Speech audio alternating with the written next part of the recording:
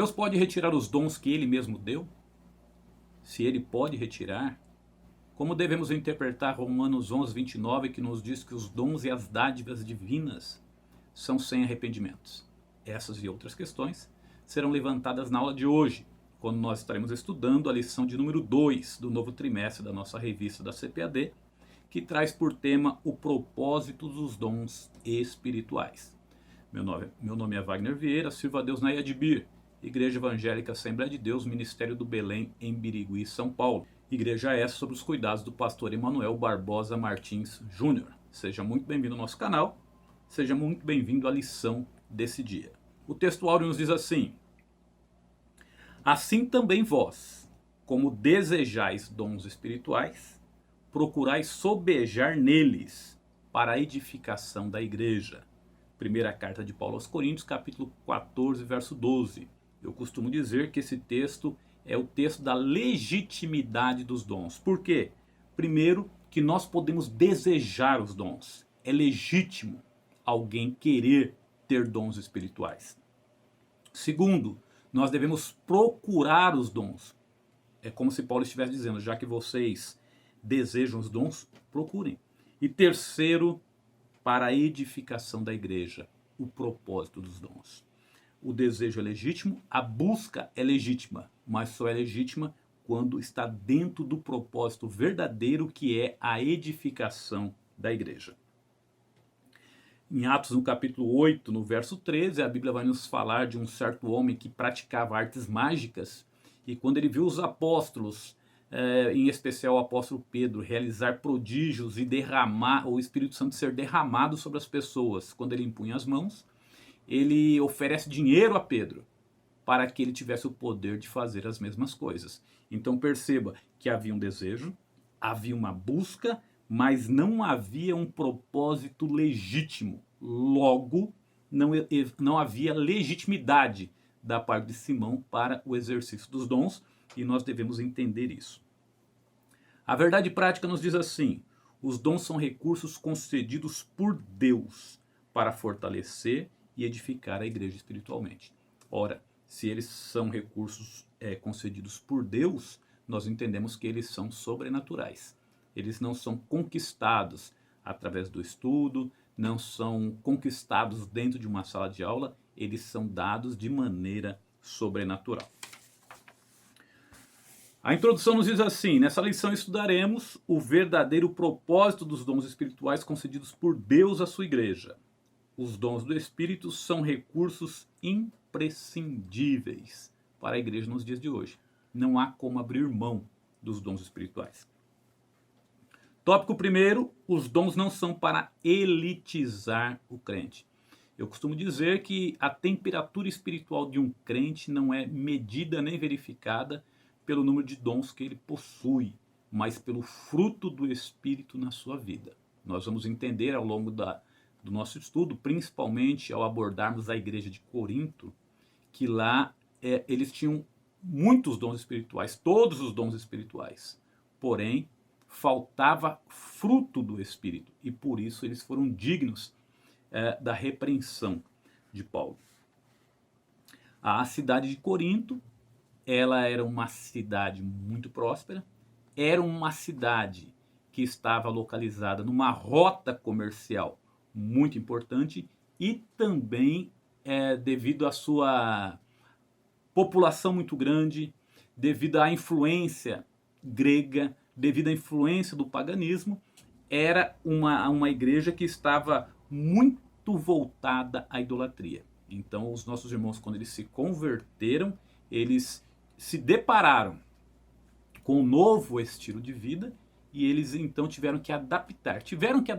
Eles adaptaram o novo estilo de vida, muitas vezes começando com o velho estilo de vida. Então Paulo teve que repreender essa igreja, mostrando que agora eles eram nova criatura e que a vida que eles deveriam apresentar agora, o estilo de vida, seria um estilo de vida novo. Qual foi o grande problema? Esse estilo de vida que eles tinham, essa influência da idolatria com que eles viviam, acabou influenciando a conduta no culto, a conduta dos dons espirituais dentro daquela igreja. Justamente por isso, Paulo vai escrever as suas duas cartas instruindo a igreja de Corinto. A igreja de Corinto ela foi fundada por Paulo. A Bíblia vai nos dizer que Paulo esteve lá 18 meses auxiliando aquela igreja, doutrinando aquela igreja. Porém, ao virar as costas, a Bíblia vai nos dizer que a família de Cloé informou a Paulo que algumas coisas estavam em desordem ali na igreja de Corinto.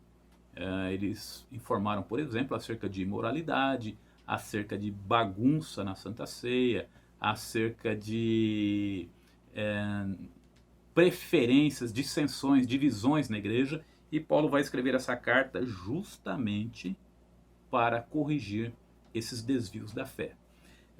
É interessante nós notarmos que a igreja, apesar de ter sido repreendida e duramente repreendida por Paulo, basta que nós vejamos que quando Paulo escreve a sua segunda carta aos Coríntios, parte daquela carta é para consolar os irmãos devido à tristeza que a primeira carta causou. Porque Paulo foi muito duro na primeira carta, mas ele fala que não se arrepende, porque ele comenta, ele menciona que a tristeza, segundo Deus, ela gera arrependimento. E era esse o propósito de Paulo, que os irmãos se entristecessem com as desordens, com os pecados até que estavam acontecendo ali, e que eles então apresentassem mudança, transformação de vida. Mas o que nós queremos frisar aqui é que a igreja tinha todos os dons, mas estava em desordem. Com isso, nós podemos afirmar aquilo que nós dissemos no começo, que dom não é garantia de superioridade espiritual, que dom não é garantia de elitismo espiritual. Aliás, nada é garantia de elitismo espiritual, porque o Senhor Jesus disse que aquele que quiser ser grande no reino dos céus, ele deve ser pequeno, então não existe elite espiritual. Subtópico segundo vai dizer assim: uma igreja de muitos dons, mas carnal. Podemos afirmar então que uma igreja onde tem muitas manifestações de dons, isso não significa que essa igreja seja verdadeiramente espiritual. Porque Paulo vai chamar os crentes de Corinto de carnais. Ao dizer assim, eu ouço que há divisões entre vós. Não sois, porventura, carnais? Porque um diz eu sou de Paulo, outro diz eu sou de Apolo, outro diz eu sou de Cristo. Porventura não são carnais? Está o corpo de Cristo dividido? Então, essa manifestação de dons espirituais não garante a espiritualidade, porque Paulo afirma que eles eram carnais. Subtópico terceiro, dom não é sinal de superioridade espiritual. É claro que está dentro de um contexto diferente, mas a Bíblia vai nos dizer no primeiro livro de Samuel, no capítulo 19, no verso 19, a partir do verso 19, que Saul estava perseguindo Davi. E quando ele soube onde Davi estava, a Bíblia diz que ele juntou uma guarnição para perseguir Davi. Porém, o Espírito do Senhor veio sobre ele e ele profetizava. Podemos dizer que Deus retardou aquela perseguição através daquele profetismo de Saul. Então nós vemos que Deus usou um dom que não é exatamente o propósito pelo qual nós o conhecemos. A gente sabe que Saul estava desviado, a gente sabe até que Saul estava possesso por um espírito maligno, mas o texto diz que o Espírito do Senhor se apoderou dele e ele profetizava. Então nós entendemos com isso que dom não é sinal de superioridade espiritual na vida de ninguém. Muitas pessoas confundem isso, pessoas confundem ao olhar para aquele que tem o dom, e muitas vezes até a própria pessoa que tem o dom, ele se julga superior, ele fala de maneira superior, e ele acha até que ele deve ser seguido em termos de doutrina, de ensinamento bíblico, porque ele tem um dom. E nós devemos tomar muito cuidado com isso, porque a nossa regra de fé e prática é a Bíblia Sagrada. Quero afirmar com isso que uma pessoa pode ter um dom maravilhoso, pode ter um dom de curar, por exemplo, um dom de revelação, ou qualquer outro dom que causa assim, grandes impressões, e nem por isso tudo que ele fala é verdade, e nem por isso tudo que ele fala deve ser tido como um ponto final sobre aquele assunto. A nossa regra de fé é a palavra de Deus. Naquilo que a Bíblia se cala, nós também nos calamos, e homem nenhum tem autoridade para decretar ou declarar aquilo ou um assunto no qual a Bíblia se silencia. Isso é tão verdade que Jesus disse assim: naquele dia muitos dirão, Senhor, nós profetizamos em teu nome. Em teu nome nós fizemos muitos milagres, nós curamos. E eu lhes direi, apartai-vos de mim, porque eu nunca vos conheci. Ora essa. Como é que alguém pode profetizar em nome do Senhor, pode curar em nome do Senhor, e o Senhor dizer que não os conhece?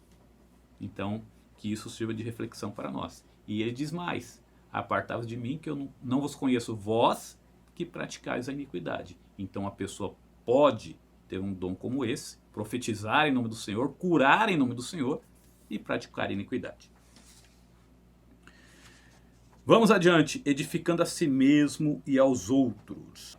Mas aqui eu quero deixar uma pergunta: o que é que nós devemos fazer para receber os dons espirituais? Será que a santificação é uma condição para receber esses dons? Será que o jejum, a oração, é uma condição para receber esses dons? E nós podemos afirmar pela Bíblia que nós temos o direito e o dever de buscar. E como é que nós vamos fazer isso? Através da oração e também através da santificação.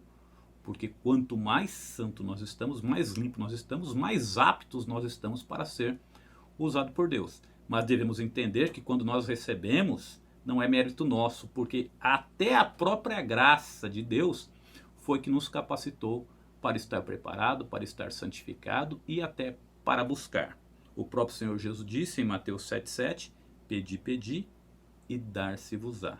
Buscai e achareis. Tópico 2, edificando a si mesmo e aos outros. Paulo vai dizer em 1 Coríntios capítulo 14, verso 18, eu falo em língua muito mais do que todos vocês. Eu quero que vocês também falem em língua. Porém, ele vai explicar no capítulo 14, no verso 4, e esclarecer que aquele que fala em língua, ele edifica-se a si mesmo. E ele esclarece no mesmo texto que aquele que profetiza edifica a igreja. Com isso fica muito claro que o dom ele tem o propósito da edificação pessoal e principalmente o da edificação da igreja. Eu entendo que esse texto ele deve ser interpretado juntamente com Romanos 8, a partir do verso 24, que nos diz que muitas vezes nós não sabemos orar como convém, mas o mesmo Espírito intercede por nós com gemidos inexprimíveis. Eu entendo que quando nós oramos em língua, o Espírito direciona aquilo que nós vamos falar, aquilo que nós vamos pedir. E aquele que conhece a mente do Espírito sabe todas as coisas, porque segundo Deus é que o Espírito intercede. No meu entender, esses textos eles devem ser interpretados conjuntamente. Subtópico 2, edificando os outros.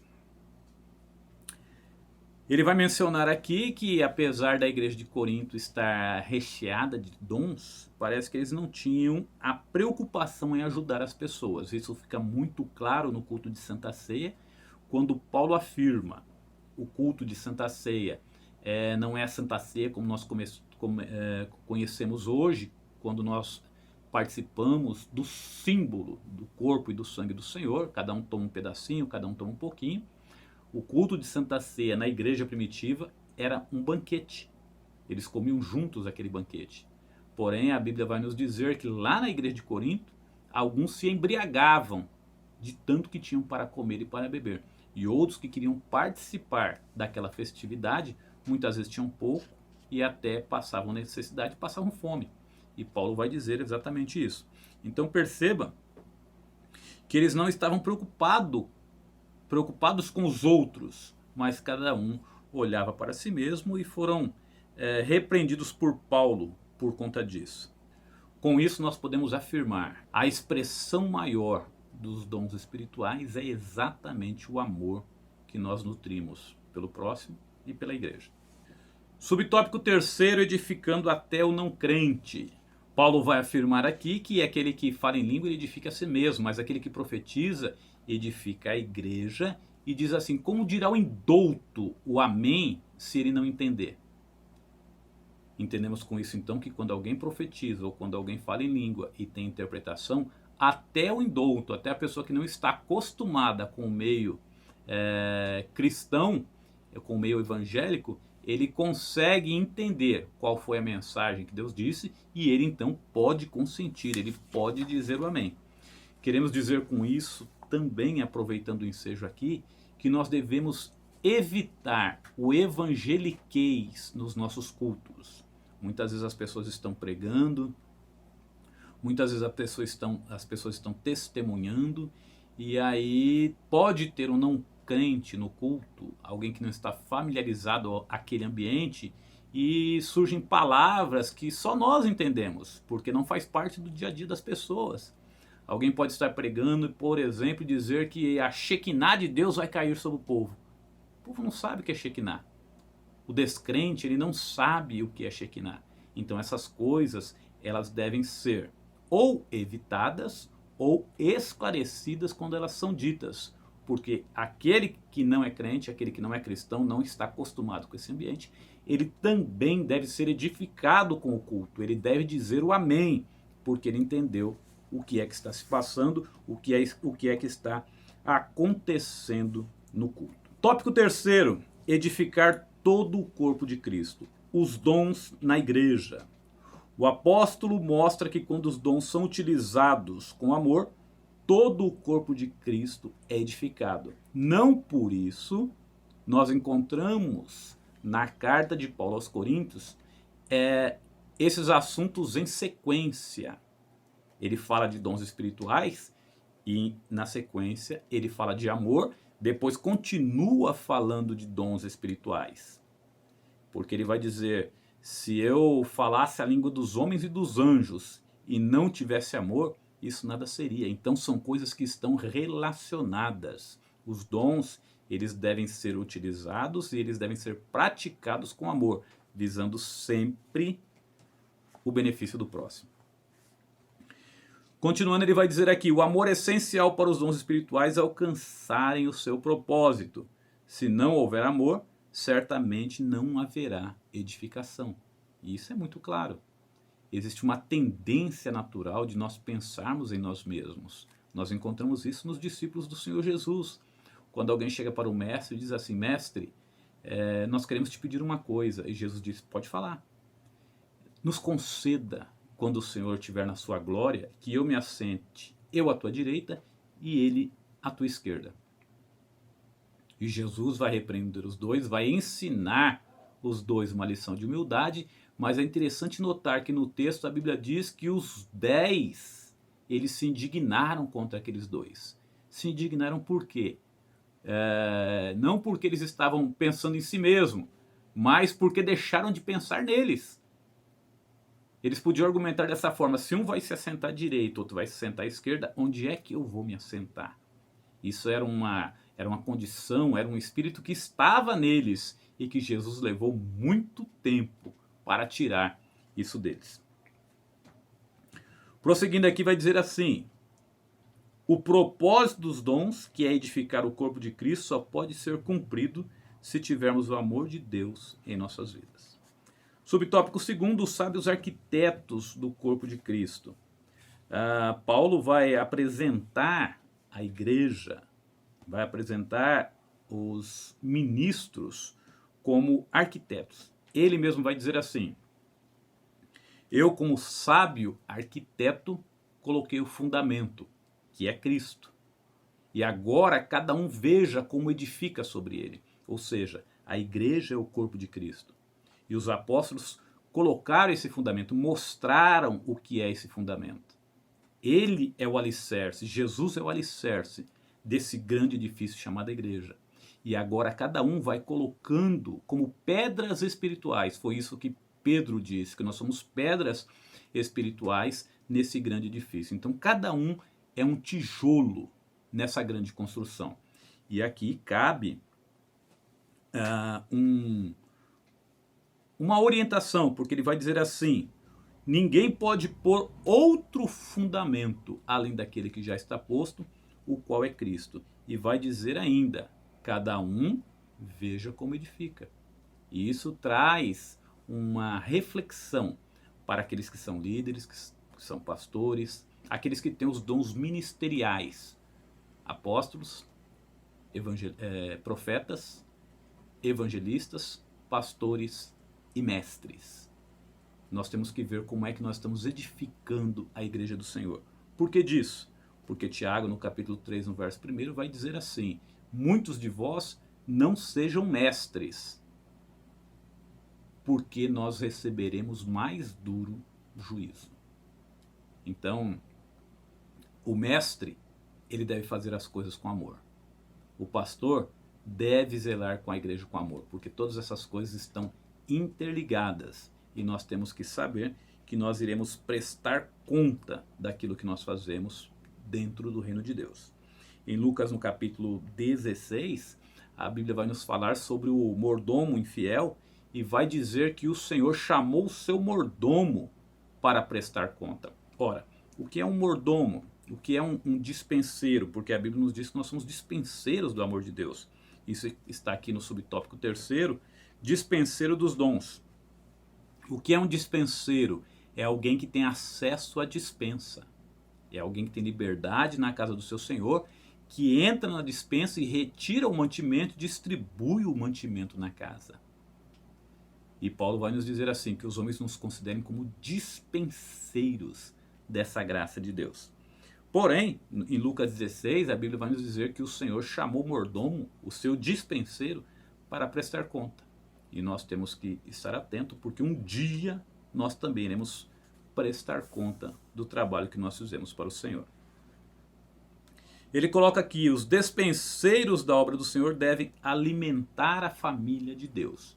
Assim como o mordomo, ele tinha liberdade para entrar na dispensa e trazer o mantimento e distribuir o mantimento, assim nós, que somos obreiros, somos dispenseiros na obra do Senhor, temos essa função de alimentar a família do Senhor.